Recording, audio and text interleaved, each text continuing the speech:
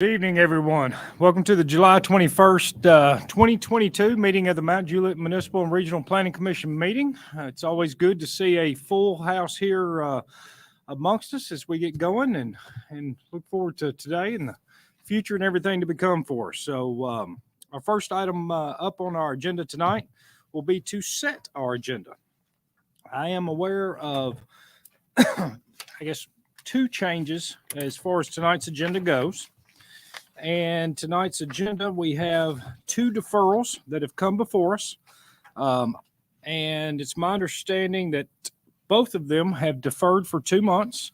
Item 6.3, which was to review the land use plan amendment for Golden Bear Place, located at 4403 and 4515 Beckwith Road, has been deferred for 2 months. That means the October meeting is when we would see those plans. Item 6.4. Which would be to review the major amendment to the preliminary master development plan rezone for Golden Bear Place, located at 4403 and 4515 Beckwith Road, has been deferred. Once again, that's a deferral for 2 months. On that, my notes say that at the September meeting, that'd be correct. Be at the September meeting is when they would be heard. Also deferred off our agenda tonight would be item 6.5, which would be to review the land use plan amendment for lifestyle communities, Mount Juliet 2, located at 7800 Central Pike. It's been deferred from the agenda. Item 6.6, review the annexation and plan of services for lifestyle communities at Mount Juliet 2, located at 7800 Central Pike, has been deferred. Item 6.7, review the preliminary master development plan. Planned unit development includes rezone for Lifestyles Community, Mount Juliet 2, located at 7800 Central Pike, has been deferred from our agenda. So those 5 items will be upcoming on the September 15th, 2022 agenda. If you're here this evening for any of those 5, look forward to seeing you then. As well, I do have one request that I'd like to pull off of the consent agenda, and we'll hear it directly after the consent agenda. So prior to hearing item 4.1, I'd just like to request to remove item 3.16, review the preliminary plat for the South Green Hill Road subdivision located on South Green Hill from the consent, and that'll be our first item of business after the consent. Any questions or objections or changes other than that? Can we remove that for discussion? Sure, that'd be just fine. So we will hear, we would move item 3.16, which is to review the preliminary plat for the South Green Hill Road subdivision located on South Green Hill Road. We'll now move directly before item 4.1. Directly after that, we will hear item 3.18, which is review the final plat for Park Glen Phase 9 located on Park Glen Drive. We will hear that directly after 3.16 and prior to 4.1. So any other changes, adjustments, amendments? We'll set the agenda as stated. Next item up on our agenda will be our staff reports, and we will begin tonight. Mr. Bachman. I'll just keep it short and just say hi. It's been a few months. We got a lot to do, so we'll go continue on with that. Welcome back. Thank you. And I guess filling in some big shoes tonight, and been here a long time, and welcome her, our planning and zoning coordinator, Miss Jill Johnson, filling in for Miss Hamlin tonight. So I'll turn it over, Miss Johnson. I don't have any reports, but thank you. Welcome aboard. Welcome aboard. With that being said, Public Works Director, Mr. Barlow. All right. Thank you, everybody. As you can see, Jennifer's got a great staff, and so they've done a great job, and she can go off and have a worry-free time. So very grateful for them and the team that we have. So did want to give a few updates on some things. One, we just had a 50th birthday for the city, if you didn't notice. So just proud of all of our city's departments on that. My department in particular didn't have a whole lot, but it was a lot of city staff. Parks, Rocky Lee really took a huge lead on that. and just everybody from fire to police to all the city hall staff. Sheila, yeah, Justin. So many people work their butts off on that one. I'm gonna leave people out, but just a big thing for us as a city to go there. And if you weren't able to go, I know that it's gonna be a celebration for a while for us, all the way up to I think even up to the Christmas parade too. So this is not just a one-time event. So this is something that we're very proud of as a city.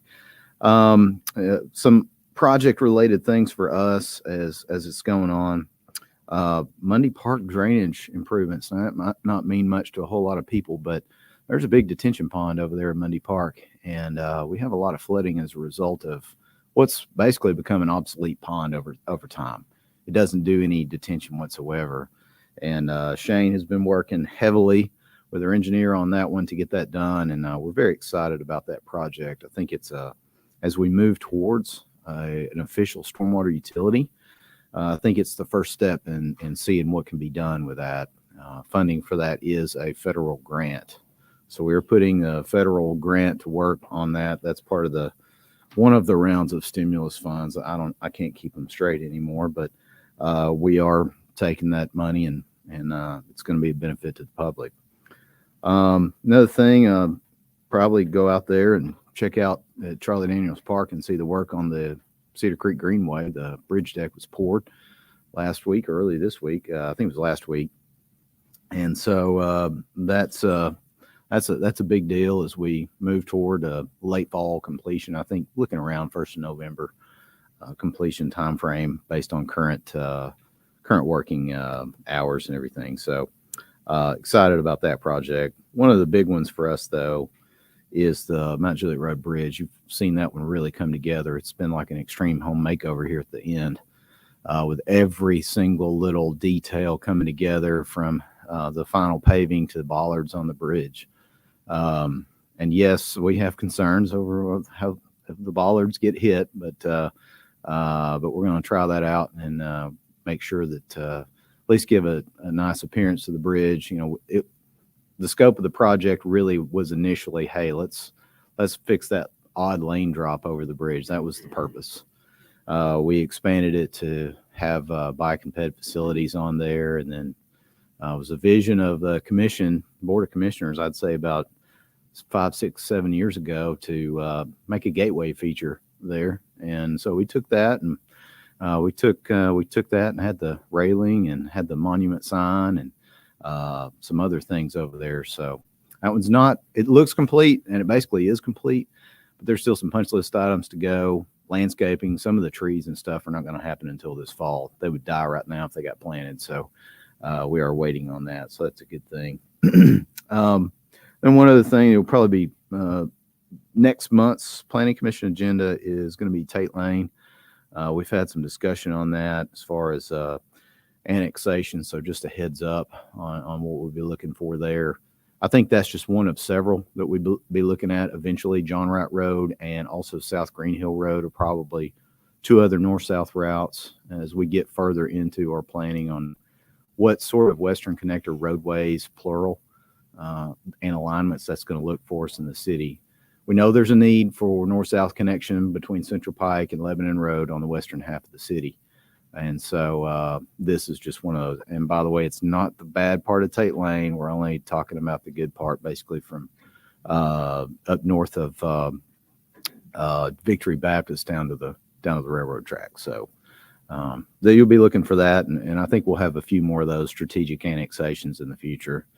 I'd say East Division, Old Lebanon Dirt, those could be a couple others on the east side of town that we don't have currently. There's some gaps over there. So be looking for that. I want to be strategic about when and how we do that, because those are cost and expense, not just to our budget from Public Works, but enforcement aspect and emergency response aspect from our other city departments. So in fact, they probably have more of the day-to-day expense than we do. So anyway, but those are some things to be looking for. I'm trying to think. I don't think I've got anything else. Shane, did you have anything else?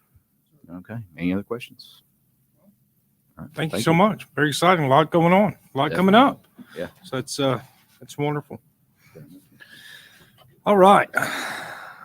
Next item up is our citizen comments. Do want to make note of one thing before we begin citizen comments. Just a reminder, because we are missing one person here this evening. So I want to make mention of that. Presence of five members of the commission shall constitute a quorum for the transaction of business. Chairperson may, at his or her discretion, wait up to 30 minutes after the scheduled meeting time for a quorum to be present.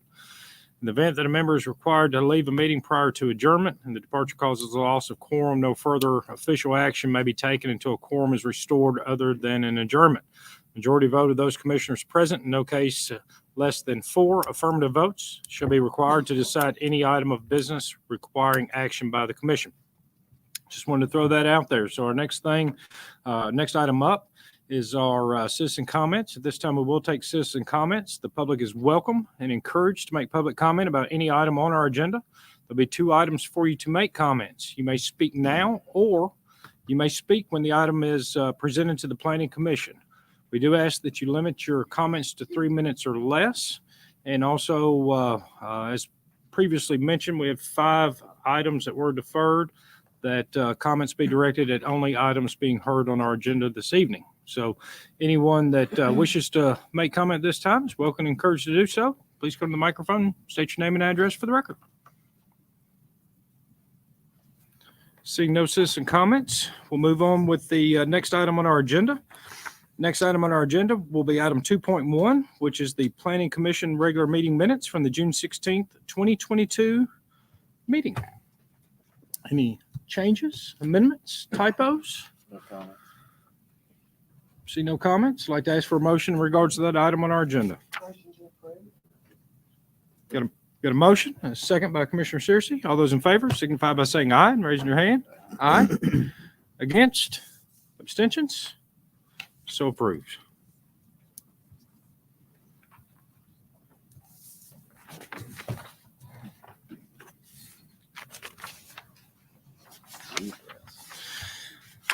Next item up on our agenda is our consent agenda. Catch my breath on this one. First one is item 3.1, the development letter of credit number 905-56476, the amount of $74,997.50 can be released.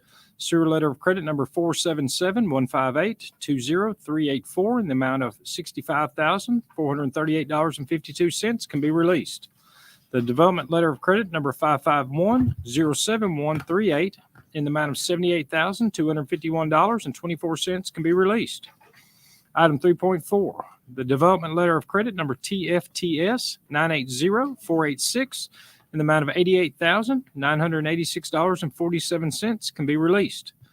Item 3.5, the development letter of credit number TFTS 892943 in the amount of $82,875.28 can be released. The development letter of credit number TFTS 915569 in the amount of $154,219.19 can be released. Item 3.7, the development letter of credit number TFTS 796807 in the amount of $57,778.79 can be released. Item 3.8, development letter of credit number TFTS 796809 in the amount of $78,130.39 can be released. Item 3.9, the sewer cashier's check number 152010697 in the amount of $57,294 can be released. Item 3.10, the sewer cashier's check number 152010836 in the amount of $11,016 can be released. Item 3.11, the sewer cashier's check number 152010943 in the amount of $74,334 can be released. Item 3.12, sewer letter of credit number SLC 00005783 in the amount of $72,784.32 can be released. Item 3.13, sewer letter of credit number SLC 00005671 in the amount of $93,839.85 can be released. Item 3.14, sewer letter of credit number SLC 00005795 in the amount of $77,119.50 can be released. Item 3.15, sewer letter of credit number SLC 00005838 in the amount of $30,385.30 can be released. Item 3.17, review the preliminary plat for Beckwith Point located on Belinda Parkway. Item 3.19, review the site plan for Cross Point Church located at 85 Athens Way. Item 3.20, which is a recommendation item back to the Board of Commissioners, is to review the rezone request for 380 Nottaville Road. Whew. Mr. Brofman. We recommend approval of all those with any of the conditions in the packet. Thank you. Thank you. Mr. Barlow? No further comments. Very well. I got just a few things that I want to add or kind of ask a few questions about. One of them, 3.17. We're going to see the preliminary plat for Beckwith Point located in Belinda Parkway. Notes on there indicated 3 warehouses. Is that honestly what they're proposing to put there, or is this just a subdivision to create 3 lots? The warehouse site plan they deferred before it got into the process. So yeah, just the preliminary plat right now. So we're just going to have the Yes. preliminary plat with subdivided into 3 lots then. That's really all we're accomplishing today. Correct. Yeah, I guess to add to that, so going through the process, we did not receive the traffic study for the site plan in time to get comments out before the PC. And so we felt like the site plan was not ready to bring based on that issue, but with the dedication of the right of way and the creation of the lots out of that, there's no change in the zoning in it. It's more or less just establishing the right of way. So we felt like there was some a worthwhile effort in going ahead with a preliminary plat. Very well. I was going to say we saw something highly different on that last time and not really excited about 3 warehouses right there. My other comment, and this is really just something to include into the notes as a recommendation item back. I'm very grateful on this item 3.2 for the rezone request. I personally do support that. And they provided a little bit of a concept plan for that, which I thought was welcome. Just a couple of notes as it moves forward to the BOC. That particular piece of property would like to see good buffers maintained on that property, particularly as it goes adjacent right to somebody's backyard right there. Drainage over there and the way that's going to be handled off that site based upon its elevation. And then the downstream still does have some residents on it. And particularly attention towards the lights and sidewalks included when it comes forward to us. So just a few things to be added or as comments. It's just a rezone request. I understand we'll see it at a different point in time, but never know whether or not feedback like that is welcome to. They have representation for the project tonight. So just wanted to include that. Any further questions, comments, or input in regards to any item on our consent agenda that we're hearing from the commission? Seeing none at this time, we'll ask for citizen comments. Any citizens wish to make comment about any item on the consent agenda is welcome and encouraged to do so. Please come to the microphone, state your name and address for the record. Seeing no citizen comments at this time, looking for a motion in regards to the items on our consent agenda. I'll make a motion to approve, subject to staff comments. It includes the granting of the variance for Cross Point. I know that you'll probably want something specific on that, and a positive recommendation for the rezone of 380 Nottaville. Second. It's a motion and a second. All those in favor signify by saying aye and raising your hand. Aye. Against? Abstentions? So approved. Next item up on our agenda will be item 3.16, which is to review the preliminary plat for the South Green Hill Road subdivision located on South Green Hill Road. Any questions or comments in regards to this item on our agenda or feedback from planning? Yeah, this is pretty straightforward. Planning wise, we have two minor conditions. We might even have, did we get a approved landscape plan for this back yet? Okay, so one of them is that the landscape buffers that they're going to use existing trees. The landscape architect's got to verify that that's, adequate. So we'll get that with the review back on the landscape plan. So planning wise, that's basically all of it. And mail kiosk, well lit, lighted. So Very well. Mr. Barlow, anything for Public Works? Nothing on this one other than just noting that we will eventually be annexing South Green Hill Road. I'd say you'll probably be seeing that either next month or probably the following month. I've got one small request or addition to this one. It is so minor. I actually noticed it when I pulled out of the meeting to come tonight. Where the entrance of the subdivision is going to be, there's a utility pole right at the entrance. So that means that utility pole is going to have to be relocated. That utility pole has a light on it currently. I would love the light to be maintained once the utility pole is moved, because it does provide important light for Virginia Hill Drive and this new drive access right here. If that can't be achieved from the utility pole, which it should be able to, because I would imagine that they're just going to move it to one side or the other would be my random guess on that. But just lighting maintained, because it can be pretty dark and dangerous without that light there. Agreed. And I would be curious. I doubt the city of Mount Juliet. Well, that's not our road, so we wouldn't be paying for it. I'm assuming maybe the residents there of Mount Vernon Estates or Woods. Sorry. We don't. No. Nope. Who pays? I can answer that question. Well, I don't know who's pays for it, but generally speaking, sometimes you can have a neighborhood HOA intact to pay for those. Yeah. We don't really have an HOA in the neighborhood. We got a quasi one. Actually pretty amazing with an HOA. There's 78% participation in it that's voluntarily, and donate money back for it to maintain maintenance of the entrance and other things around the neighborhood over there. So It's fantastic. actually works pretty cool. But yeah, if not off the utility pole, then I think that you and I have spoke about that as something that I would love to see on our neighborhoods as we continue to press forward, is especially we get a little bit more rural with our neighborhoods. We don't always have lights on utility poles, but maybe some lighting at those entrances, decorative lighting of some style as we continue to see more neighborhoods and prevent dark entrances and things like that, that would, I think, improve the overall quality of neighborhoods as a whole. So that would be my only thing. Just keep some lights out there. It'd be beneficial. Maybe the county pays for that. Ms. Weathers? Any further questions or comments in regards to this item on our agenda?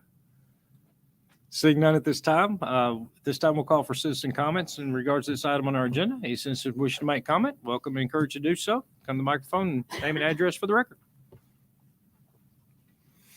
Seeing no citizen comments at this time, looking for a motion in regards to this item on our agenda. Got a motion and a second. All those in favor signify by saying aye and raising your hand. Aye. Against? Abstentions? So approved.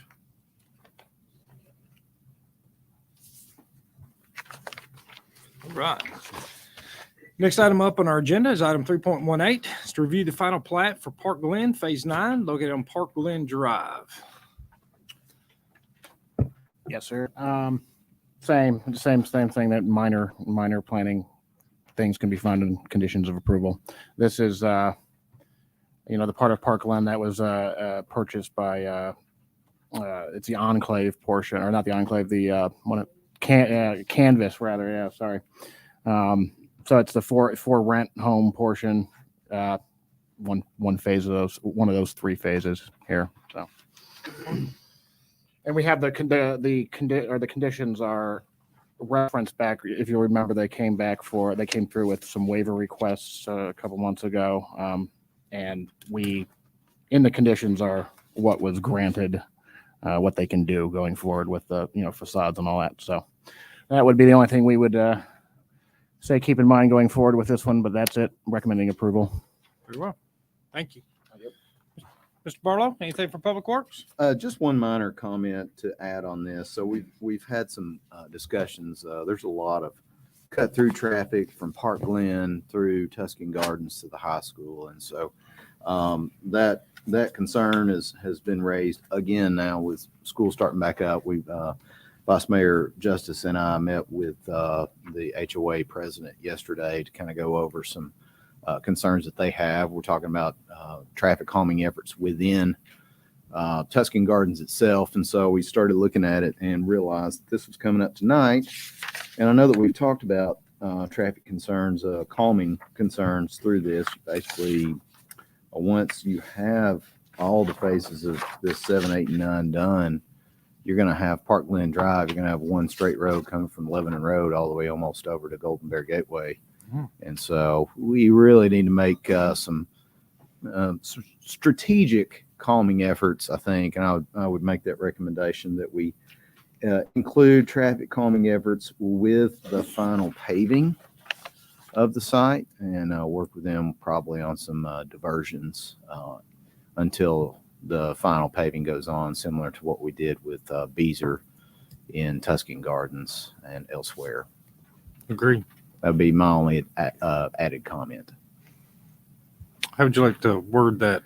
I'll just say traffic calming elements to be included with final pavement.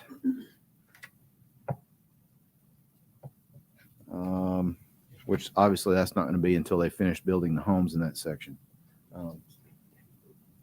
Table. We could look at a table. Yeah. That would include either speed hump or speed table, potentially raised crosswalk. We could look at any number of elements, I believe.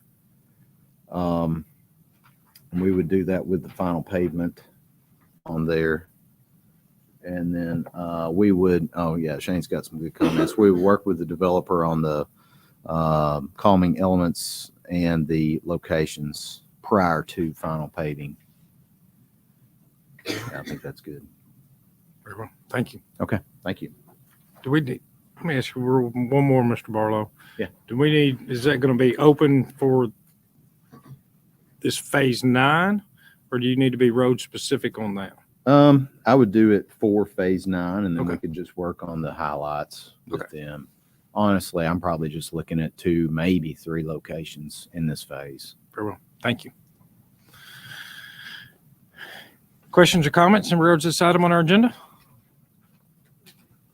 Seeing none at this time, I'd like to call for citizen comments. Any citizens wishing to make comment are welcome and encouraged to do so. And please come to the microphone and state your name and address for the record.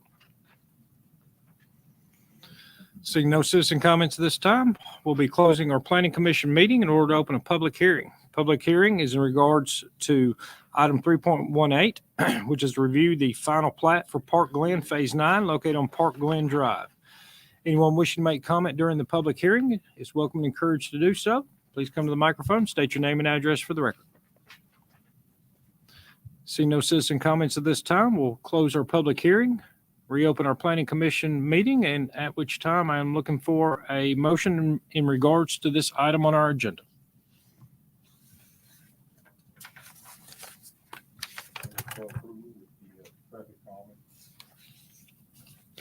I'll second that. And the conditions. Yeah, and staff comments. Yes, sir. It's a motion and a second. All those in favor signify by saying aye and raising your hand. Aye. Against? Abstentions? So approved. Next item up on our agenda falls underneath the site plan. It is to review the site plan for City Station located at 2049 North Mount Juliet Road. Yeah, Mr. this Bucket. is the southeast corner there, quadrant of downtown Mount Juliet here. I'll start out with first thing that only one waiver, which is for the metal awnings. Staff supports that. Our code actually does say cloth awnings are required. That being said, that most of this for zoning code, other than that waiver request, it hits most of the requirements, but staff does have, some serious concerns about how much development's on the site. And one of the code things that doesn't hit is the bypass lane for the south drive-through. Parking is the minimum required. But given the amount of development on the site, I have some concerns with that. drive-through stacking for that north drive aisle will be in the parking lot, the tight parking lot where most of the parking spaces are, a lot of parking spaces are. And just that corner having a drive-through window facing a rather prominent corner. Staff isn't fond of that, but any of the code related things that are left undone, they're in the conditions. So if it gets approved, that's we'd like those to carry forward. I think as far as planning goes, that's good enough, I think, for now. Thank you.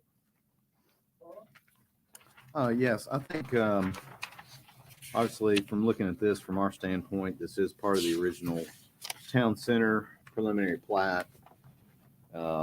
Actually, the last lot of that development that has been built on over the past, I'd say, 12 years or so. And it's the corner lot there. And so as part of that preliminary plat, it defined all the access points in this area. It has all the existing access points you see. If you go to sheet C 1.0, you can see the one on East Division. There's others as well. There's two further to the south on Mount Juliet Road. There's also connectivity of this further south that would go through the Everett Downs property that we've seen before that's been mass graded fairly recently. There is also another access further east on East Division as well. So as part of this, I'd say our largest concern that we have is a combination of the, I would call it a congested site. And you add that along with what is a congested proposed access point by them, which is, again, this access point was not originally shown in the original preliminary plat. And so that becomes a concern for us. We wanted to take a look and see, as far as code requirements, I'd say corner clearance wise, it meets our code, but I have larger concerns than that. Queuing spillback from Mount Juliet Road at East Division is commonly past this access point.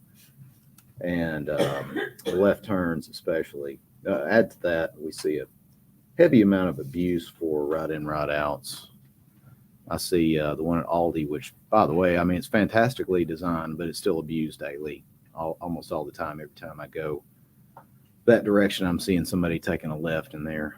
And so right in, right outs are a great idea, but they really only work if you've got a median to keep people from making that wrong turn to keep them honest.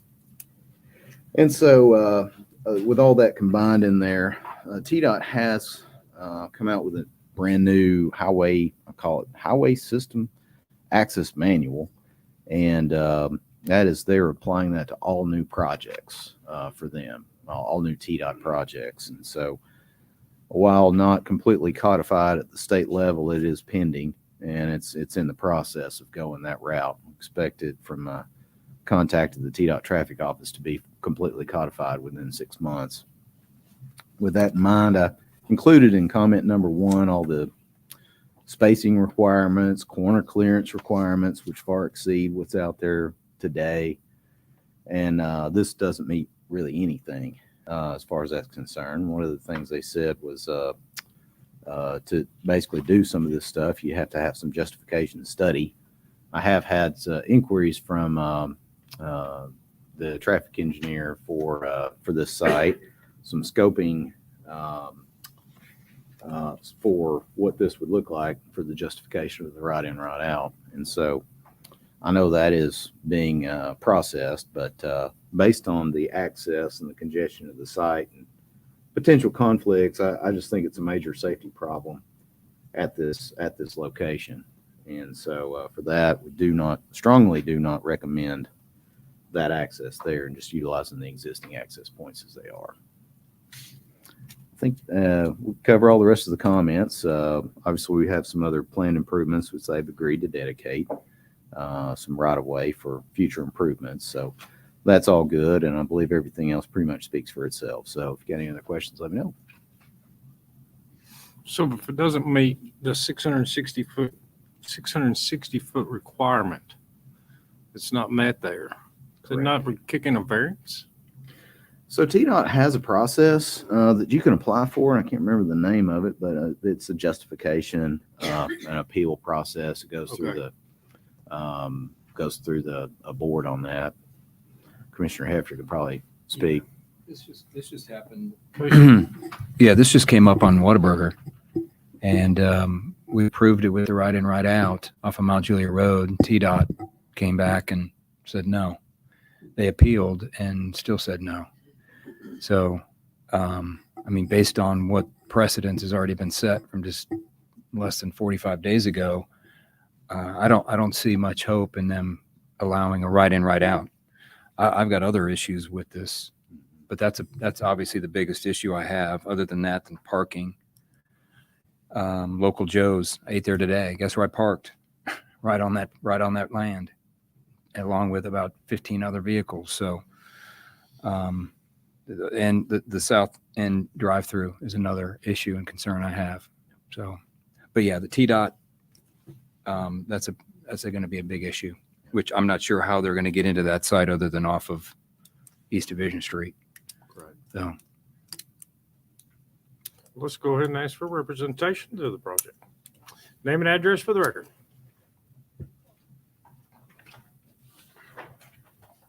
Good evening, Joe Haddix, Hillside Founders, 2305. You have time this evening. Let's see, I guess we could start with some of the planning comments.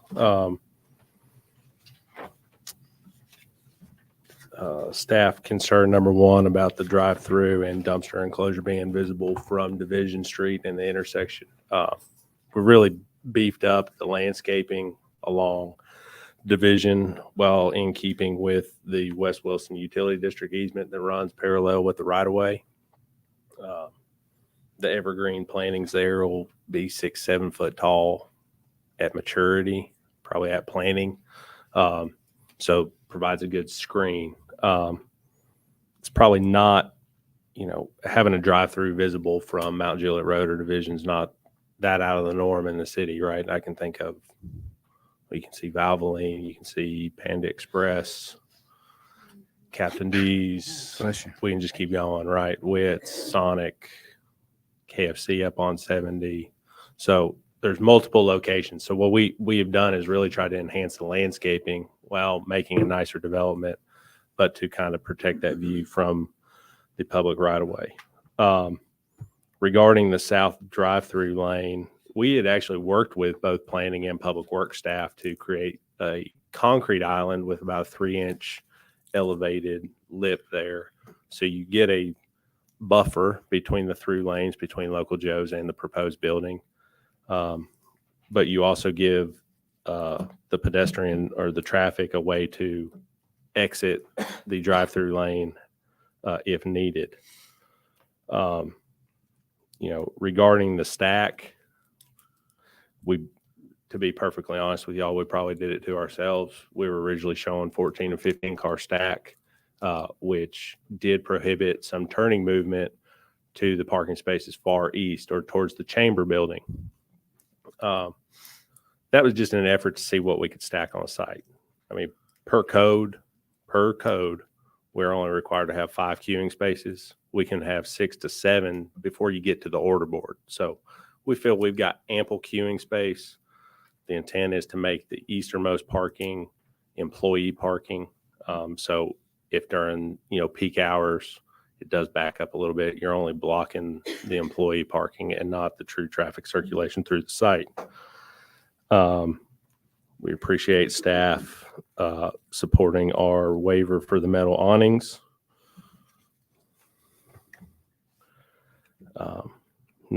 Planning comment number 10, I believe we have already provided the additional screening for the drive-throughs from the public road. Mr. Barlow mentioned that I'm going to correct one thing Mr. Barlow said about agreeing to dedicate the right-of-way. We've agreed to reserve the right-of-way, both along Mount Juliet Road and Division. We'll continue to work with them on, future improvements at that intersection. We really set up the site plan for the 10 foot along Mount Juliet Road for the future turn lane. we're noting that on the plan. We're also noting the reservation along division. Talked about the drive-through stack. Now I guess we can get to T-Dot. And again, be honest, me and Mr. Barlow have had this discussion. So he's absolutely correct. T-Dot has a new highway system access manual. That manual at this time is for T-Dot projects. So T-Dot let and bid projects are designed, and their T-Dot local programs office projects. This project is outside of both of those. It's just a private development project. So in talking with the Region 3 office, Mr. Stanley Sumner, who Andy was probably referencing, Stanley's telling me, my understanding from him, if I were to submit this today to him for a driveway permit, he would use their current driveway access manual, which this project would meet. That being said, the plan in front of you shows a right in, right out. We would like to remove the right in and only proceed with a right out for a number of reasons. But that being said, we feel that it cleans it up. I'm fully confident that me and Mr. Barlow can work on some geometry that both of us can agree to. As he mentioned, you get cross traffic. At one point, we've talked about adding a little curb out in Mount Juliet Road, Andy, at the turn lane. Could work if you wanted to add the turn lane. No, I'm not. But that being said, I mean, I feel we can come up with some geometry at that intersection. I ate lunch there also today. You know, just watching. It was late, but I missed you. Yeah, just watching traffic back up. I sat there for maybe an hour. I didn't see much opportunity for traffic to come across 3 lanes. You know, the entrance, it would be difficult to make a left for southbound traffic in a developed condition at that point. Apart from that, we're here to answer any questions. We respectfully request Plan B approved as is, minus the right in. We'll continue to work with staff on the right-of-way reservations, the geometry for the right out. And I'm sure we can come up with some additional screening. I would like to note about the local Joe's parking, though. Every time I go in there, that back parking lot's open. There's a back door that you can walk into local Joe's that maybe we just need to get them to add a sign to. Well, we're talking about that change to a right out only. Which drive aisle would you take to do that? Because you got 2 drive aisles currently shown on here for your right in, your right out. Would you just be proposing to push the curb where the local Joe's is on that corner, push it all the way over to form a new curb right there?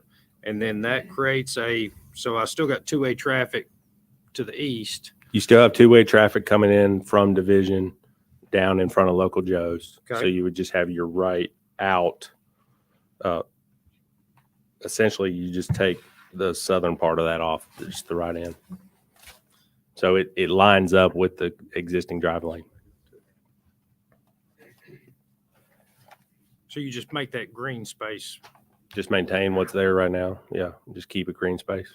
but you put the curb, Yes. you'd probably end up having to remove some of the, I guess I just don't want to make it, if we were to move forward with it, that it doesn't look janky where you got a curb and then you got grass and then you got another curb kind of in there. I don't know, because that curb is not going to be on your guys' property, so you can't necessarily go in there and tear their existing curb out, but it would look so much better aesthetically. And I don't know if there's a way that you guys can, We can blend Remove it back their to the curb. existing. Yeah.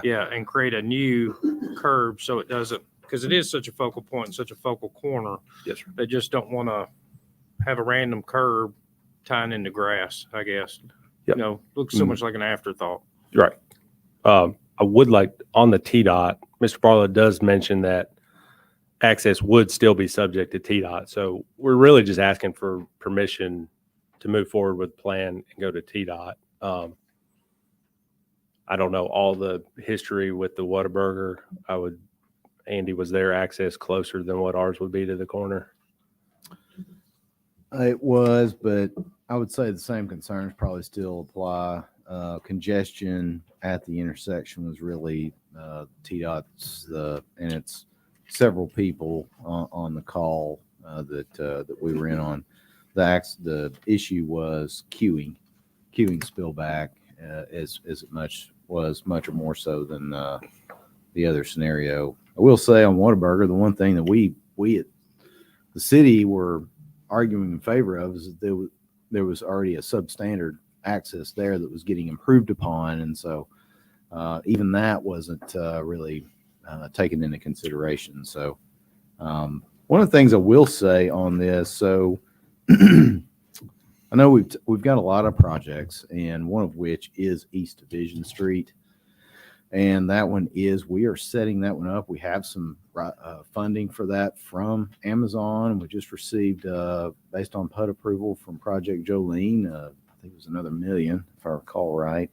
So we've got roughly $8 million there, but that project's probably going to be quadruple or quintuple that. And so, but the limits of that project widening is going to be from Mount Juliet Road to really past Golden Bear, Rutland Drive. And so when we talk about the TDOT project process that we will have to follow with that project, our scope will include this intersection.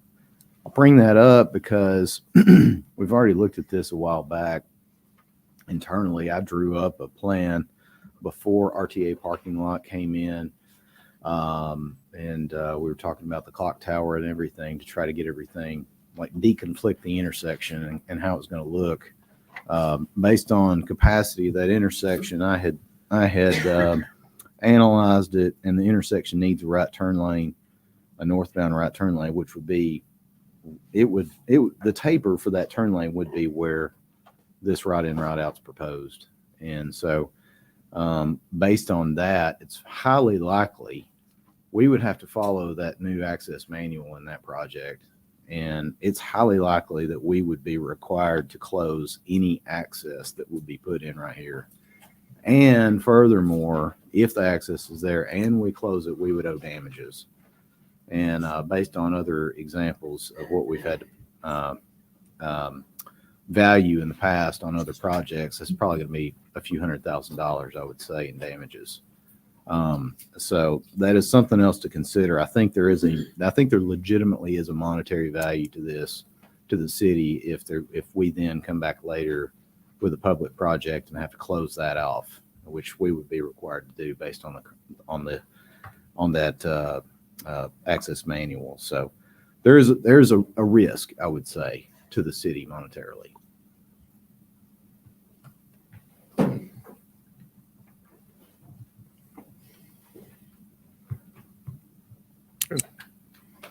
Commissioner Hepper?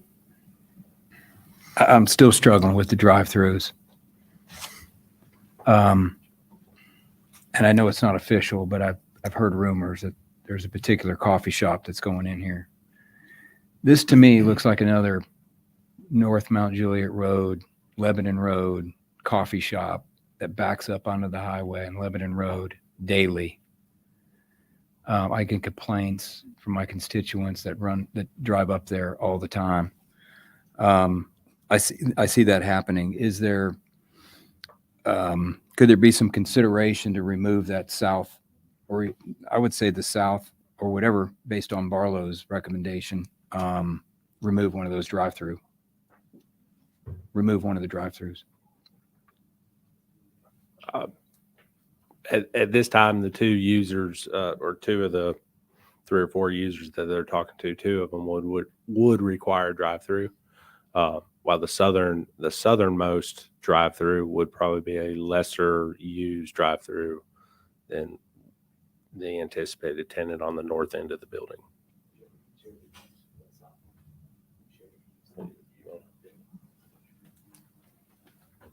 Hey, Will Tyner.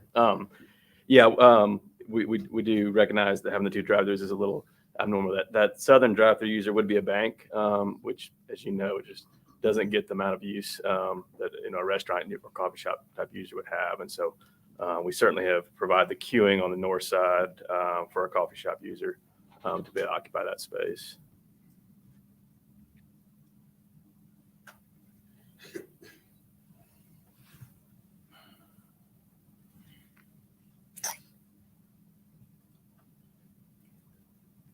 Remember, we have opened a bank in Mount Juliet without a drive-through. When First Bank, the old Boot Barn building opened, it opened without a drive-through initially. So there's still a possibility to preserve your tenant and remove the drive-through. I guess, and that's going to be up to you guys. I got, are you complete? Yeah. I got just a few more, just out of curiosity, because I see a problematic situation. The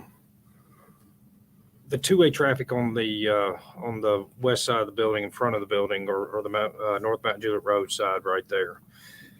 If we're going to make it a one-way drive through this, let's make it all a one-way drive. I mean, to me, if you go ahead and tilt all your parking through there, make it all a one-way, because if you get trapped in there, you ain't getting out. I mean, you are in a very precarious situation, and honestly, a little bit of a dangerous situation. If you tilt them, probably allows you to take that, I guess it would be your northwest curb of the building, probably push it back out, probably gain another parking lot space or two, would be a random guess. If we end up not coming to terms and making this a right out on the Mount Juliet Road, you can push that and gain additional parking right there, which, and possibly even, and I don't know what staff's opinion on it would be, to make it all just feed just one direct or one-way traffic in between the local Joes and this new proposed building. Make it a wider drive access so we could get emergency vehicles through there, but it'd be a one-way loop around, kick the traffic over to East Division or where they can gain access to a stoplight and then come out right there. I don't know if that's been looked at right there, but looks to me like it creates opportunity for that to make the site more functional. I mean, people will have to learn drive patterns, which they do, but it makes it a little bit more functional. It gets rid of a few problems right there. You do away with this right out entrance. Once again, you pick up parking. It seems to be some heartburn of staff a little bit as I've read through their report, and could be a win-win for everybody across the board through this process. Of course, I'm speaking out of kind of place. To me, let staff speak to whether or not they would want that to be a one, or whether or not they have any concerns with that being a one-way traffic, but it's an internal drive lane. And if we're not going to create this right in, right out situation, then it creates opportunity to grow your site, get your bypass lane over there on that drive-through. Should you be adamant that you want to maintain your drive-through, it creates parking spaces throughout the front, creates additional parking right there through the side. And I don't know what happens to that boundary right there. I'm sure that they could be negotiated with the property that you don't own over there to create even some possibilities, some parallel parking for that local Joe's that is over there, or facilitate for your building as well. That if we were to tilt all that parking, make it a one-way all the way through. That's just a suggestion that I would have as I look through the site. The other one that I would have, which is just, this is minor, but you have that drive access that goes to the back of the building. That's just a one-way drive access. We need to make sure that drive access is controlled by, I don't know whether or not, because you got some drainage through there, and I don't know that a speed and parking right there adjacent as well to it, but that kind of three-way intersection right there, because if you pull out, if the drive-through is maintained and you pull out of that drive-through, that is a blind, there's no way you're seeing somebody coming at you through there. And if that's just an employee dropping off something to one of the buildings, they're not going to pay attention. They're going to come out of there rather quickly and rapidly. And then you've got the opportunity for one of the parking places to back right into somebody pulling out of the drive-through right there. It just seems like I'd love to see some creativity or something to control that point of access on the back of this building, because it looks like it could create a problem, then I would also like to see that curb.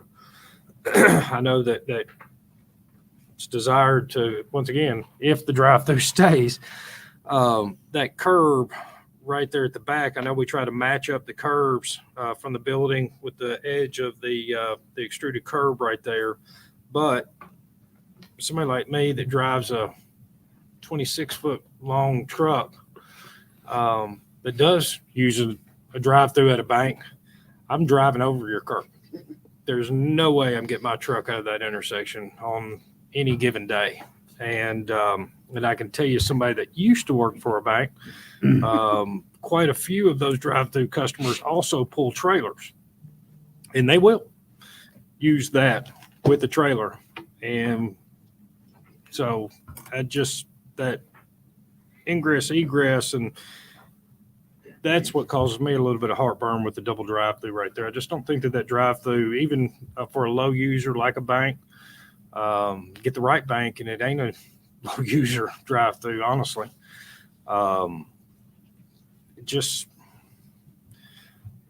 We got a lot of comments on your project, and I think that if some of these comments are heard, that it offers up opportunity across the board to make this what I guess I would have a vision, and maybe staff would have a vision for how this corner can materialize and really benefit not only you guys as project owners, but us as Mount Juliet as well, because your building looks nice. There's no denying the aesthetics of your building, but I think that there's a few things that we could do to really make it work, and maybe some additional work with staff to gain something there. And I just don't know that we can get there, whether or not that works itself out at this table or not. Yeah. No, we appreciate, as always, we appreciate comments. I think we would like to request maybe a 1 meeting deferral. We can work on the site plan issues. I think that also gives me and Mr. Barlow 30 days. What I heard tonight was maybe me and him can go to TDOT and maybe try to work out with them. If Mount Juliet Road's ever widen there, would the city be on the hook for paying for a removal of an access?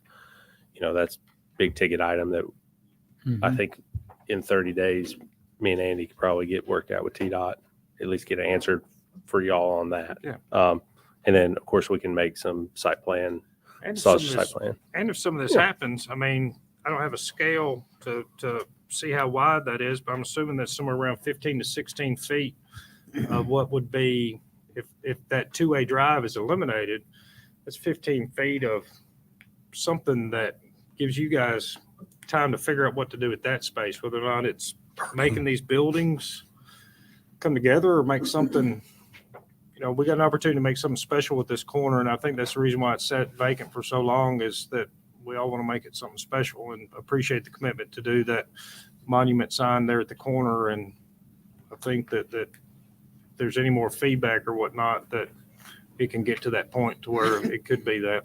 Yep. So let's, prior to your deferral, I've got a couple Yeah, comments. please, I'd like for you to hear any additional comments as well. Commissioner Rast, shit, sorry. You'll get there. I You'll know, get there. I know. There's 4 letters. We'll work Yeah. on it. One question, just for my curiosity, what is the purpose of that U-turn lane? Is that just so that the garbage trucks can get in and out? Yes, sir. Okay, Just figured that. circulation wise. I'll echo a lot of Luke's comments about, basically sight distance at the corner of that building. That is super tight. Turning radius, you're going to be banging into somebody. If you got a trailer or even a big pickup truck, you're going to be banging into somebody out of that southern drive-through. Want to make mention as well, Mr. Barlow, you talked about, the clearance from the intersection. The other driveway, from what I measured, is about 400 feet, which would be, that's not necessarily TDOT highway where they'd come in and make, but just want to make mention of that. That putting that right at the beginning of that right turn lane, one, creates a weave issue right at that outside lane right there. I used to live down West Division, and I can imagine going through there, getting coffee in the morning, then wanting to go back to the house and cutting across the turn lanes and the 2 through lanes trying to get to that left turn lane. It would be a real challenge. in the morning for sure. So that I got a big concern with that opening. One comment I want to make though is this, what are they calling it again? The Highway System Access Manual. It is in its infancy with TDOT. Other state agencies have adopted that as a standard on their highways. It doesn't matter who you are, whether you're the city, whether you're a private developer or not, they still enforce those same standards, not as a way of hurting development, but as a way of maintaining access on their system and protecting drivers on their system. So I would expect that in time, TDOT will develop that same approach, that a driveway is a driveway, doesn't matter who's putting it in. And I understand they're working through that now, but I certainly see that coming. That's all I got. Thank you. Thank you. Any further comments from the commission at this time? Is it a request for deferral? Very Please. well. Thank you.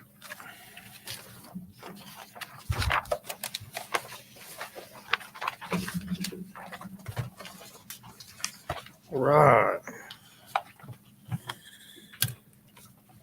For the record, item 4.1, review the site plan for city station located at 2049 North Mount Juliet Road was deferred per the request of the applicant. Next item up on our agenda will be a PUD amendment, item 5.1, which is a recommendation item back to the Board of Commissioners. It is to review the PUD amendment for Rooms to Go located on Adams Lane. Ms. Jill. On behalf of Rooms to Go, they've submitted the PUD amendment where their original PUD was submitted in June of 2022. The sign package was not submitted at that time, so that's why you're hearing this PUD amendment this evening. Basically, what this boils down to is they are asking for some additional square footage for their main wall signage on both their north and south elevations.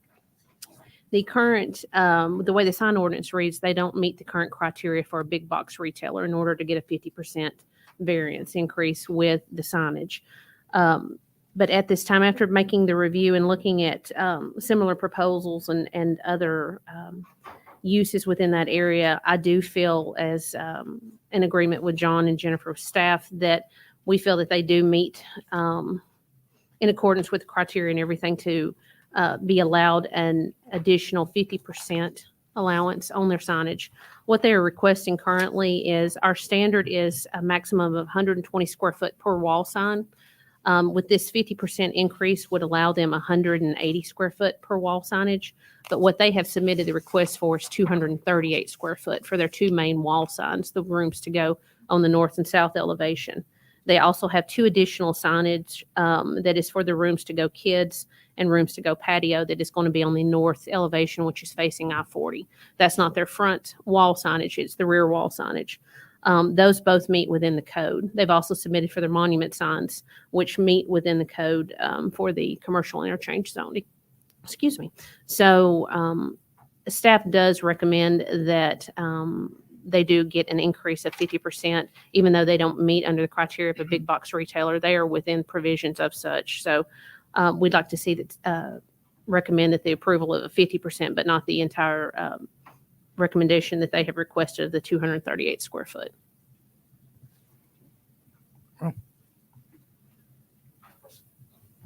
No, this is mainly a variance for the sign, but any feedback from Public Works in regards to this, Mr. Barlow? No, I will say that we've talked with the applicant on, I think this is a big win on the site in general. I don't know that it really pertains as much to the sites, but it does give a lot of visibility to the interstate. Just keep this in mind. There's a retaining wall that TDOT built when they did the interchange project back in 2007.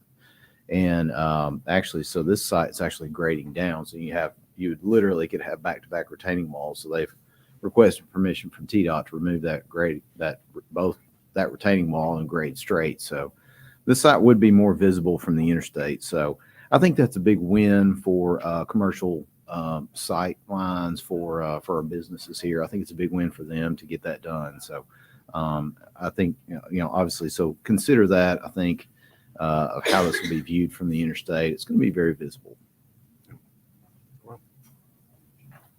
Got a question for city attorney. may we, if this variance were to be granted, can the variance be granted for this particular business, but if the business changes, that variance goes away? It can. So that way, if the intent was to allow this business to do it, changes, could be alternative businesses at some point that maybe not as fond of large signage or this variance being granted on. Correct. Very well. Questions or comments from the commission? This time, let's call for citizen comments in regards to this item on our agenda. Any citizens wishing to make comment are welcome and encouraged to do so. Microphone and name and address for the record. Good evening, everybody. I'm Nicholas Roth. I work for Rooms to Go. I reside at 716 Hillwood Drive in Marietta, Georgia. Appreciate your time tonight. Since the first time I drove by this site years ago when I was looking for our industrial site, we were planning to build a 1 million square foot warehouse with a full line triple branded store and an outlet store in it. I fell in love with Providence Central when I drove by it. Was quickly told by the developers there that industrial isn't going to be possible. Keep on looking. We ended up with a site down in Wilson County. I'm sure you all know it.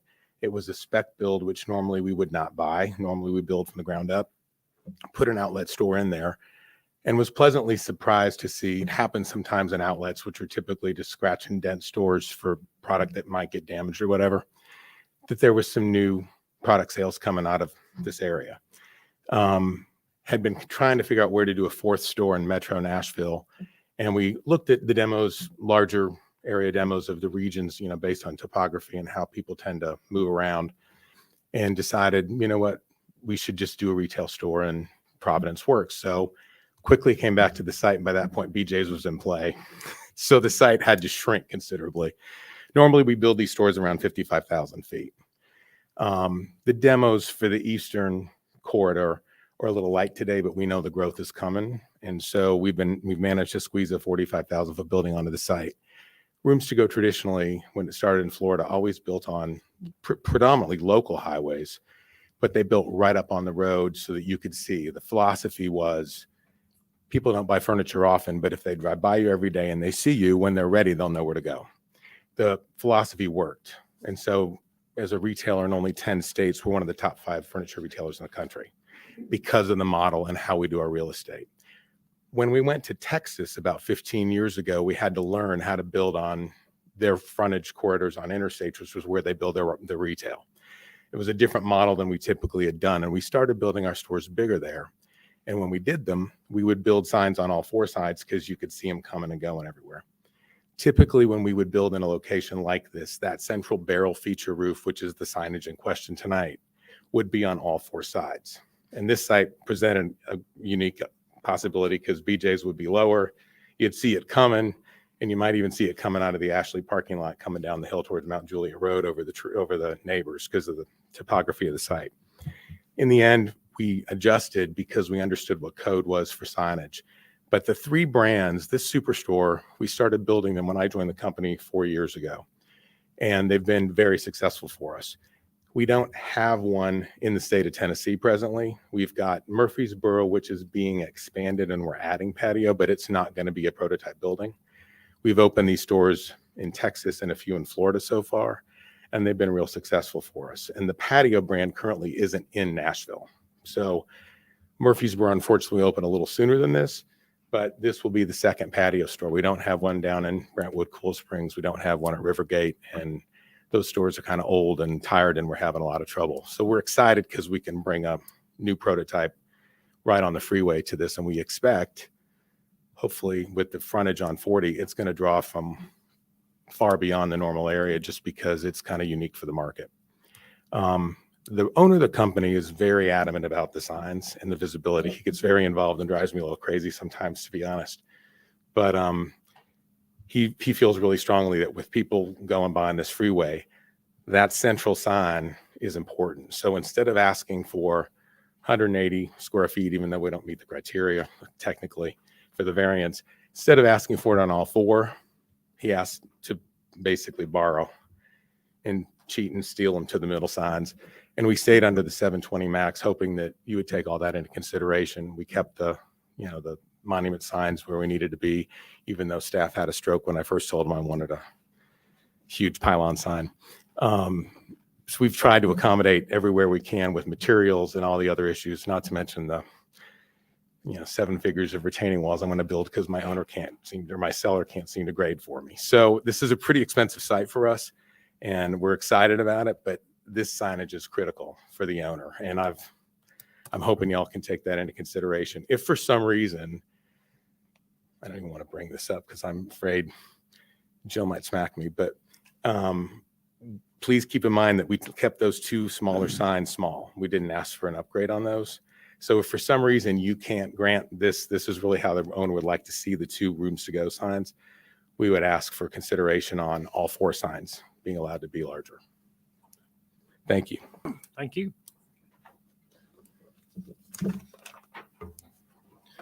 Any additional citizen comments this time? Seeing no citizen comments this time, looking for a recommendation in regards to this item. You got a question? Oh, Commissioner Head.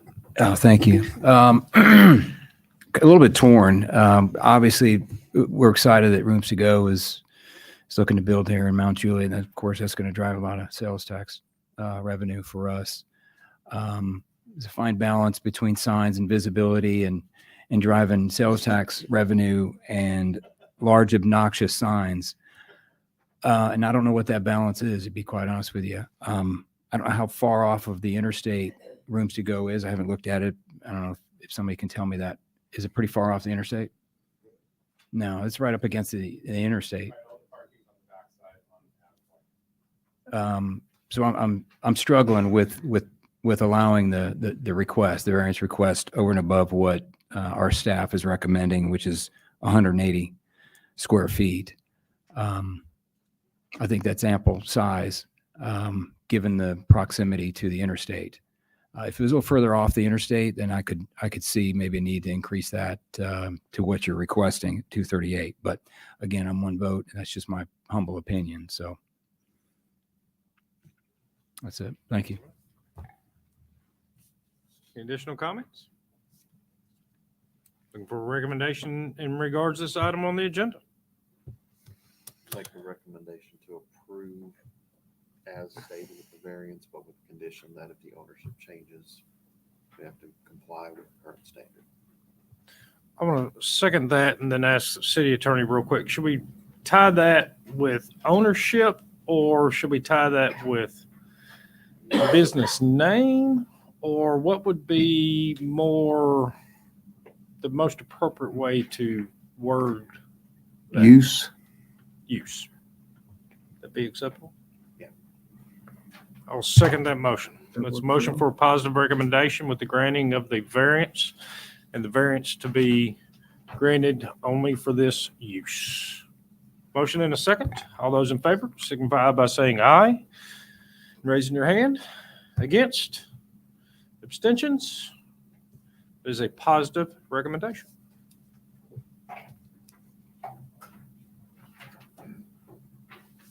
Next item up on the agenda will be a recommendation item back to the Board of Commissioners. It is falls underneath the Land Use Plan Amendment, Annexation, Plan of Services, Rezone, Preliminary Master Development Plan, and PUD. Item 6.1 is to review the Land Use Plan Amendment for the Old Friends Senior Dog Sanctuary Administrative Offices located at 1440 Nottable Road. Mr. Bowman. All right, thank you. You'll remember this from a couple months ago. It came through planning, and then it made its way to Board of Commissioners, where they asked to have it resubmitted with a PUD overlay. And that's what you have before you now. On page 1, you can see all the uses have been removed from this base zoning district, except for administrative office, which is what the intention for this site is for this existing house. They've also submitted a parking plan with it because there'll be a need for additional parking. All of that is okay. They are asking for a waiver from our sidewalk requirements. because this is just a reuse of an existing building, part of the it's a limited scope of work on the property. The building stays the same.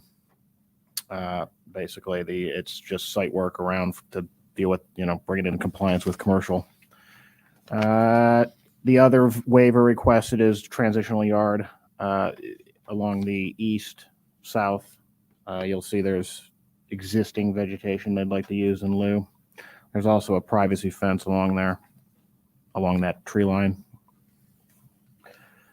So all that pretty straightforward. The one issue with this one is the land use plan. This is a land use plan amendment request. The future land use map, the city's future land use map is low density residential for this.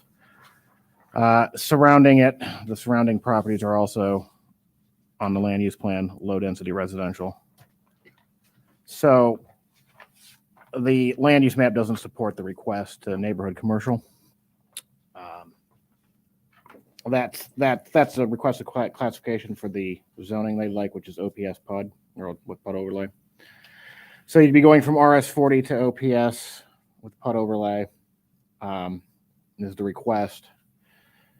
However, because of the land use issue, staff can't recommend approval of it.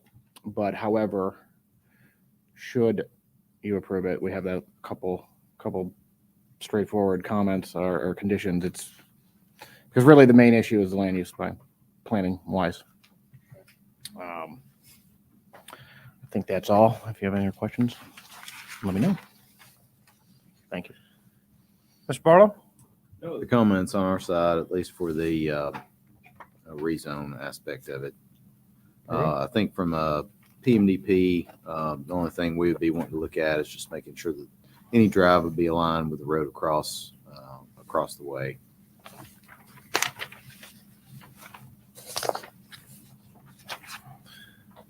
Questions or comments from the commission?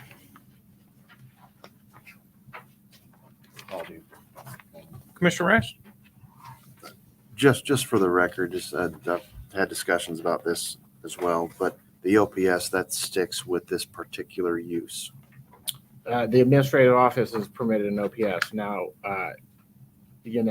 that would be the only thing permitted here. OPS doesn't support any type of veterinary or animal type, service use. It's not permitted at all. Okay. And I guess in that zoning district by right. Or it's not yet, so it's not even to be removed because it's not there to begin with. But that was kind of the function or the purpose of bringing it back with the PUD to kind of nail down the use. that way in the future it couldn't be redeveloped into something, a Starbucks or something like that. We kind of addressed that in the last not meeting. without amending the PUD. Okay. Mr. Hiffer? I got a question for city attorney. Just to clarify what was mentioned by Charles at the last PC meeting. He said the vote tonight would be a vote of recommendation to the BOC. That is on the land use. Is it a vote of denial or approval, or is it a vote of a positive or negative recommendation? Either way, makes no difference. Okay. Anything considered by PC after July 1st pursuant to Senator Pote's recent enactment vests the amendment to a land use plan with the principal legislative body, which is the BOC. So whatever you do, it'll go up to the BOC for 2 readings. Okay. And then one last thing on the business use OPS. It's coming in as a PUD. This could actually get more restrictive, correct? Correct. To just this one particular business. Mhm. So narrowing the business use to one particular business. Is that correct? One particular business or the type of use as an administrative building. For example, if seniors move out and someone wants to move in, Starbucks, not as a retail establishment, but quote, administrative offices, then they could do that with this. Unless you want to limit it just to the seniors, which I don't know what that reason would be, to be perfectly honest. Does that make sense? Mm-hmm. Yeah. Okay. Commissioner Cunningham. Limitations to the number of employees that could go here. I'll defer to codes on that, parking or whatever else. Well, yeah, they've got parking proposed for like what they anticipate. There isn't any real limit. There's no limit. I guess that aspect, parking would be based on the number of employees. Typically, if we see some businesses expand parking, if like it's a reuse of a residential structure, that goes to staff level as a parking plan. I think if there was concern about this really growing, because they have some available space, you could, I would think, Gino, by PUD, restrict the parking and any expansion of the parking would be a Yes. PUD amendment? Yes.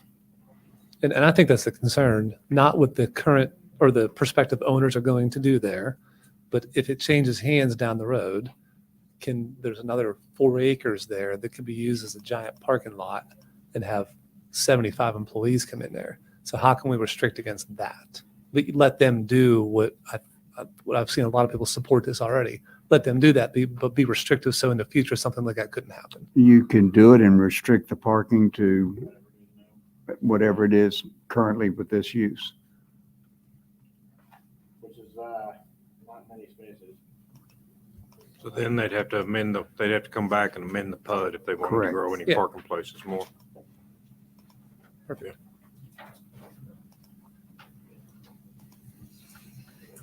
Further questions, comments from the commission? Let's go ahead and call for citizen comments in regards to this item on the agenda. Anyone wishing to make comment is welcome and encouraged to do so. And microphone, name and address for the record. My name is Scott Hefner and Ray Justice, City Commissioner District 1, 2425 Fourth Juliet Road. After the last meeting, and there was some confusion about whether this would be a recommendation, positive or negative recommendation, come back. And Commissioner Hefner and I talked about this on a couple of different occasions. And I went to Mr. Charles Michaels, talked to him. And it was my understanding, and Gino, I hope can clarify this, that no buildings would be built, no additional parking would be built, because it would be a PUD overlay, and it would establish the overlay would establish the building and the parking, drive, entrances, and exits, and things of that nature. So anything that they did from this point forward have to come back to amend the PUD by anybody. So Starbucks came back in there and they want to put 37 employees in there. Well, they can't do that because the parking wouldn't support it. And that's the part I'm asking you. Is that correct, Mr. Marquis? Okay. All right. He says it is. So I think, and I've been supportive of this from day one. It is in my district. Actually, it's in my front yard. I don't really have a problem with it. Given the proximity to the other commercial properties within rock throwing distance, I'm not sure that would be a reason to establish it not to be granted, the zoning not to be granted. So I'm going to ask y'all if you would give us a positive recommendation coming to the Board of Commissioners tonight. If you could do that, I would appreciate it. And I think Ms. Gore has got a PUD amendment that she'll probably be bringing at some point to establish some of those parameters so that it's not something you got to worry about. I think the commission that I have heard all along has been that you were worried about something larger encroaching into that area. And this, according to our legal guys, stops that from happening. So that worry is taken out of the process. So I appreciate your help on it. Thanks.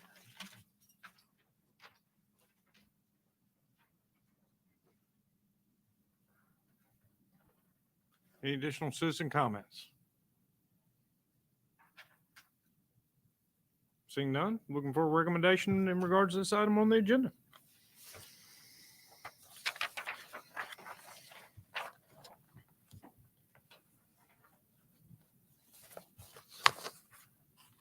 Make a motion for positive recommendation to the board. Helping capture the conditions. Really, it's just we capture the conditions on we capture the conditions on preliminary master development plan next. So this will just be the land use plan only. Okay. So motion for a positive recommendation. It's a motion and a second. All those in favor signify by saying aye and raising your hand. Aye. Against? Abstentions? So approved. It's a positive recommendation. Next item up on the agenda is also a recommendation item back to the Board of Commissioners is review the preliminary master development plan and rezone from RS40 to OPS PUD for the Old Friends Senior Dog Sanctuary Administrative Offices located at 1440 Nottaville Road. Mr. Bowman. Kind of already touched on this, but yeah, it's currently RS40, and OPS PUD is the requested district, and no conditions from planning on this. Mr. Barlow? No other comments other than just lining the drive with Tyrone Drive across the street. The plan that we show doesn't show that. Is that No, going it to be doesn't. a I would change just then? include that as a comment. Okay.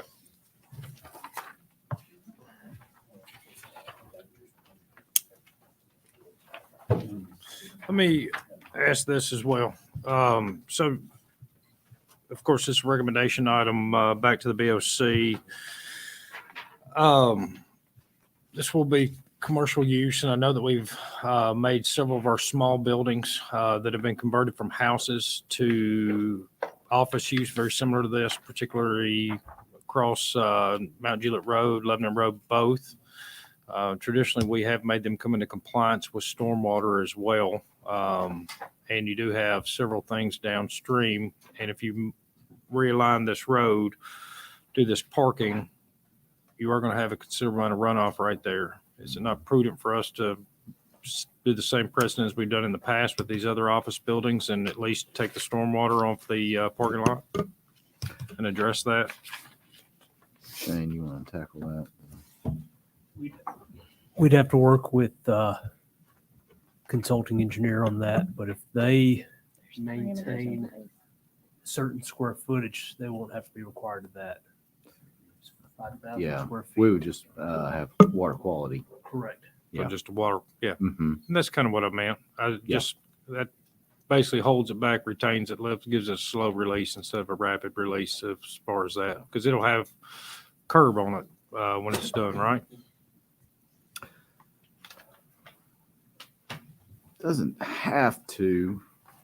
We've had similar ones where it could be concrete, some maybe asphalt. I don't know that we've it's not noted on here, so not gotten that far with it. But you're right. I think to that level, it'll either way you could have it going through a swale that could meet quality standards.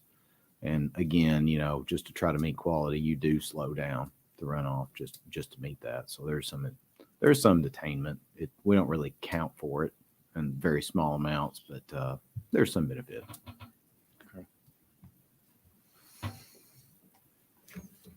Let's go ahead and get representation. Name and address for the record. Jessica Gore, Paradesign, 2033 North Mount Juliet Road. Regarding that stormwater concern, the existing driveway, and there's like a parking pad there that's already concrete. Mhm. So the addition of impervious surface would be minimal. But there are guidelines within the city as to the requirements based on your square footage added. There's a threshold that you cannot go above, or you have to do full stormwater design, and we will follow that. I will say, without the addition of a new building, just modifying it for, I believe they're expecting maybe 7 employees. We were not hoping to move that existing driveway. We were hoping to leave it where it was. Of course, like was discussed before, any new development, would require a PUD amendment. So it would come back before you for redesign of that if that were to ever be necessary. That's the only thing I heard that I was concerned about was aligning that with Tyrone Road. We'll have to let Mr. Barlow speak to that.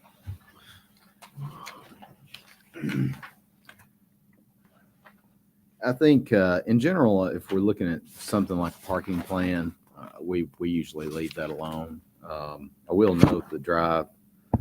We do have a note on there of existing drive to remain of 16 feet in width. That would not meet fire or our current code standards. It'd have to be 26. We do have it in the drive area of the parking stalls, but the drive would have to be modified one way or the other, either way. So with it being I guess a PMDP, if you will, being a little bit more than maybe our standard process, I think we'd want to take advantage of trying to realign that to that intersection if we could. Ms. Gore? So if we're going to have to get it to standards for that aspect, then we're going to kind of have to redo it anyway.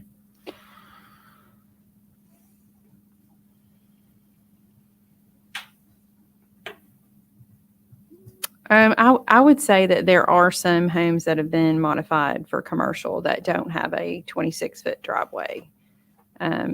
One in particular, I believe, on North Mount Juliet Road that's being constructed right now. They did a parking plan very similar to this that does not have the 26-foot wide driveway. How far is that building off the road? This building? No. The one that you were just speaking. Pretty close. It's pretty close. Yeah, this one's pretty far. You don't think the fire department would serve this home? I don't know. Just seems like a project that we're just giving, and you already know my opinion of it. Very clear. Yeah. I just don't understand why we keep giving, to be quite frank. And they're they have built a multi-million-dollar facility just nearby. I think it's about 14 million. Yeah. But So I would have loved to see that one just go 2 stories and make everybody happy. it's cheap.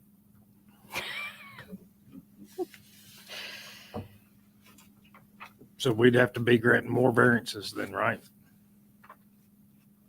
So I guess how many variances are we going to end up granting? Protective yard, That brings it up to 3. sidewalk. Drive aisle? I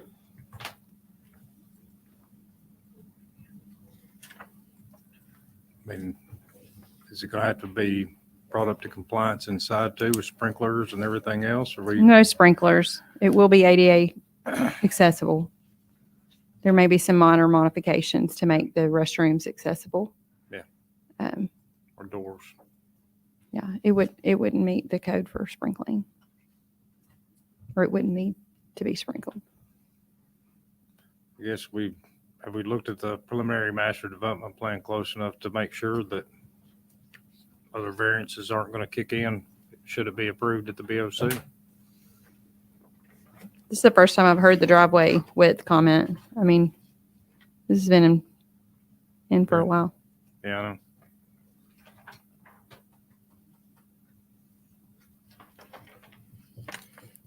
So I guess how many more variances do we got? Be my magic question.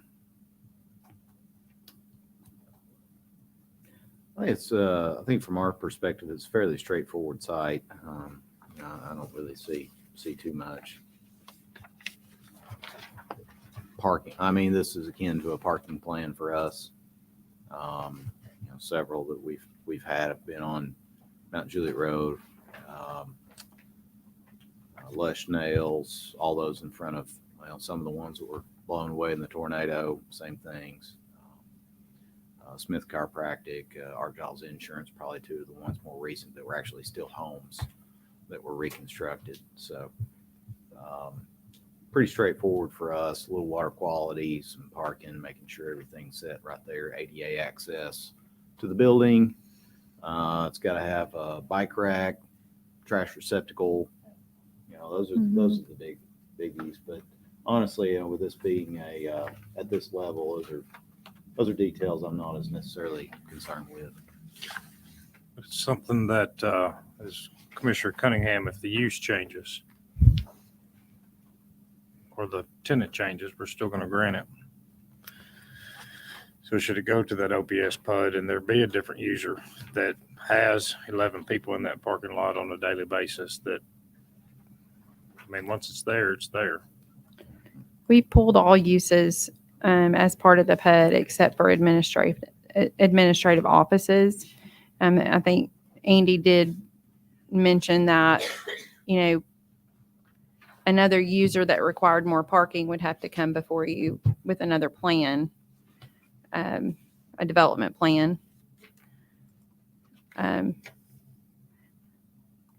We respect the concerns. I was glad Zena and Michael could be here tonight. They again really want to be in the city. Yep. If it's this site, great. But they really want to be in the city. So I really like being in the city too. thank you. Just don't really like this place. So we would need to grant that variance then for the drive aisle. I would think so, yes. Okay. Further questions, comments? Yeah.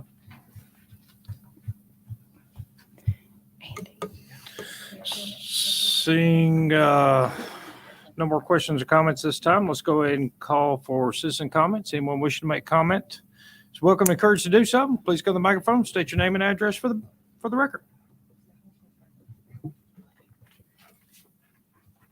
Hey, how's it going? Brad Hambrick. I'm the current property owner and reside at 1440 Nautical Road. As far as the driveway thing is concerned, I have a 42-foot fifth wheel camper that I pull in and out of that driveway, and I don't have a problem with it. And I mean, total length of my truck and it is, oh goodness, I mean, 55, 60 foot, close to it.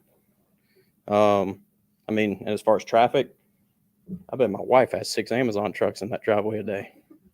So, but just a little humor. I appreciate it. Appreciate y'all's thoughts on it. Thank you. Thank you.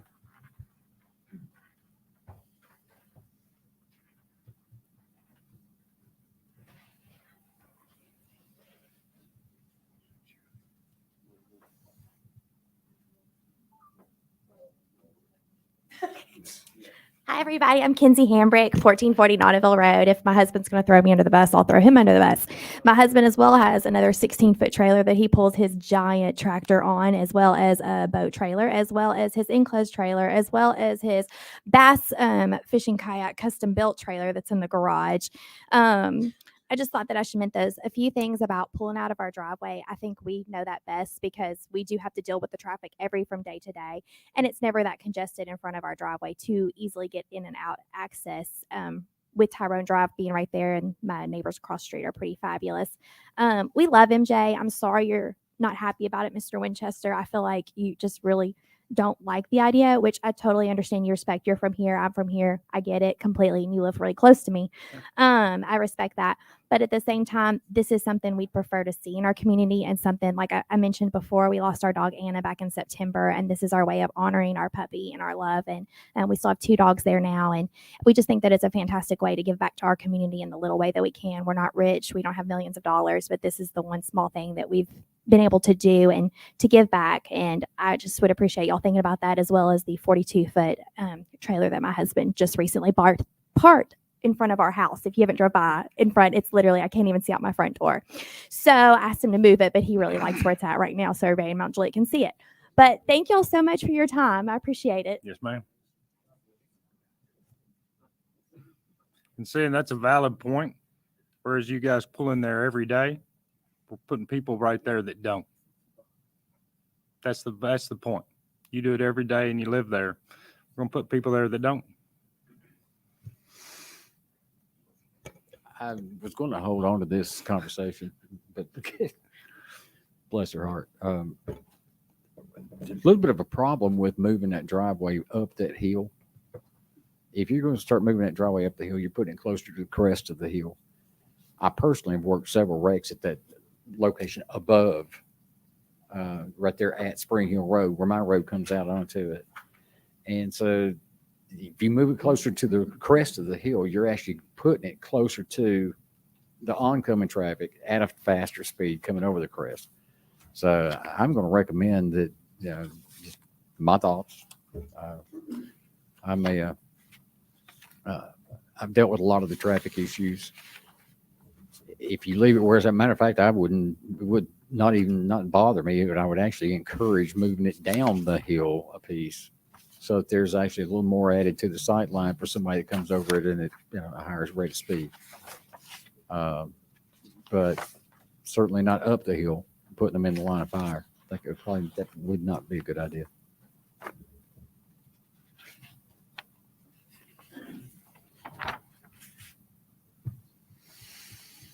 Any additional citizen comments this time? Seeing no additional citizen comments, looking for a recommendation in regards to this item on the agenda.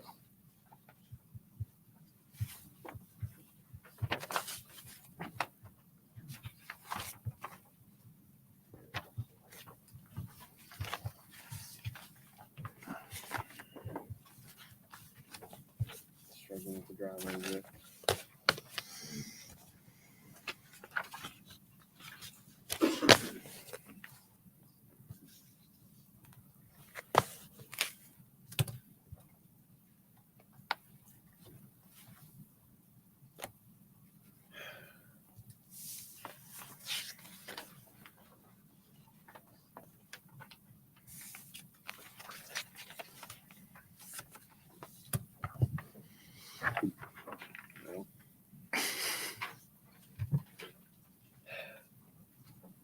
I'll bite.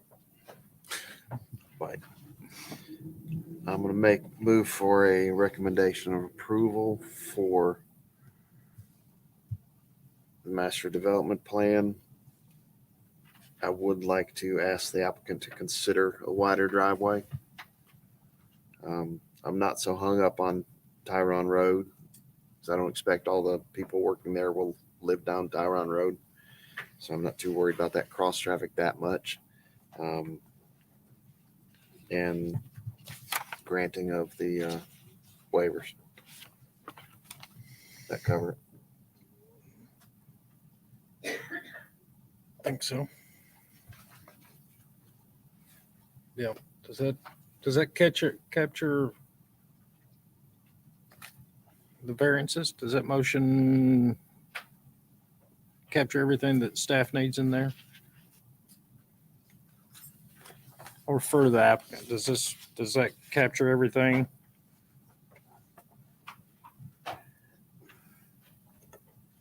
The waivers listed on the PUD itself, which is on that cover sheet, are the use restrictions to administrative offices, the protective yard, being able to use the existing tree line in lieu of new plantings, and also adding the fence. And then the waiver for the sidewalk, because it's not a new business or a new development. That's what we have listed. And you're saying, and it is a recommendation to BOC, correct. the BOC. Yes, ma'am. So if there's anything, you're recommending the wider driveway, are you requesting that be a condition of Yes. your recommendation? Yes.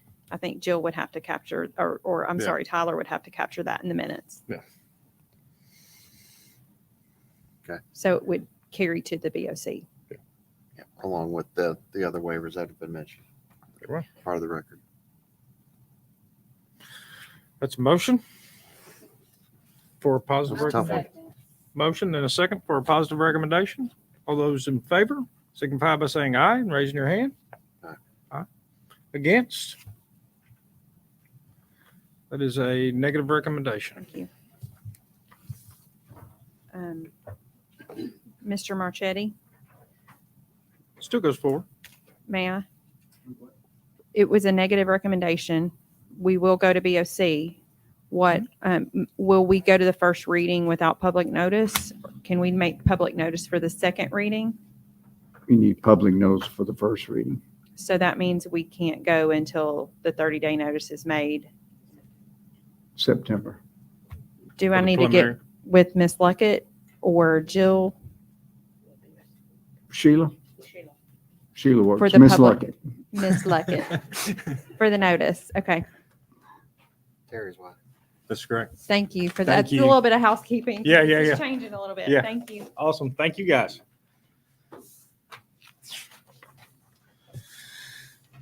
Next item up on the agenda falls underneath item 7.1 is to review the amendment to the subdivision regulations. Mr. Bowman. Yes, sir. This was initiated by y'all, so I don't know how much you want me to run over what the amendment is, but basically it's the subdivision UGB and streets and pedestrian ways amendments to them. I guess it would be adding some text, removing some text. I think Jill had put together this sheet that you guys got before the meeting. Oh, okay. Well, that's coming. That we're about to get. Yeah, but it shows that, the text to be removed is struck in, and then what's added is in red. And I think it accomplishes all the things that were desired. And if not, let me know or let us know, and we'll amend it. But we are recommending that this is another item that would be forwarded to the Board of Commissioners as it's a subdivision regulation amendment. But or rather this is subregs, so it stays here. Yeah, pardon me. So staff does recommend that you guys approve the subdivision regulation amendments as presented on this report before you. Thank you. Commissioner Hefner sponsored this and brings it to us tonight. So Commissioner Hefner, please. Thank you. Just for some background on this, one of the first Planning Commission meetings I attended, we voted on canebrake. And what I kept hearing throughout the entire debate on that was what meets our regs, it meets our regs, meets our subregs. And I thought to myself, well, why don't we just change the subregs if they don't meet them? Fast forward to just a few months ago, actually not even last month, we had another project come in. It meets our regs. Attorneys threaten us, take us to court. So this is my attempt to create some clarity, to tighten up some areas that need to be tightened up. Specifically, when a project comes before us and it's within our urban growth boundaries, the minimum acreage requirement is 1 acre. The other requirement of the sidewalks are to be built within the right of way. And there are some provisions in here that allow for exceptions to that, mainly when the city or the BOC denies annexation and sewer requests, then they are allowed to move forward with those being exceptions to the 1 acre and the sidewalk ruling. So that's pretty much it. I ask you to support this, and I think it's going to help go a long way in terms of potential lawsuits going forward. So that's all I have. Very well. Questions or comments, feedback, thoughts? Seeing none at this time. Let's go ahead and call for citizen comments. Any citizens wishing to make comment in regards to this item on the agenda, welcome and encouraged to do so. Name and address for the record. Seeing no citizen comments, I'd like to ask for a motion in regards to this item on our agenda. Motion to approve. There's a motion Second. and a second. All those in favor signify by saying aye and raising your hand. Aye. Against? Abstentions? So approved. Will that become effective immediately? An amendment to the subdivision regulations, so effective tomorrow. Yeah. Very well. Nice. Well done. All right. Excuse me. The next item up on our agenda is also a recommendation item back to the Board of Commissioners. It is to review the zoning ordinance amendment for 5-101.3 short-term rentals. Mr. Bowman. Thank you. Again, this is to the zoning ordinance. So this goes back to the Board of Commissioners. This is just, we've gotten a lot of questions about short-term rentals recently.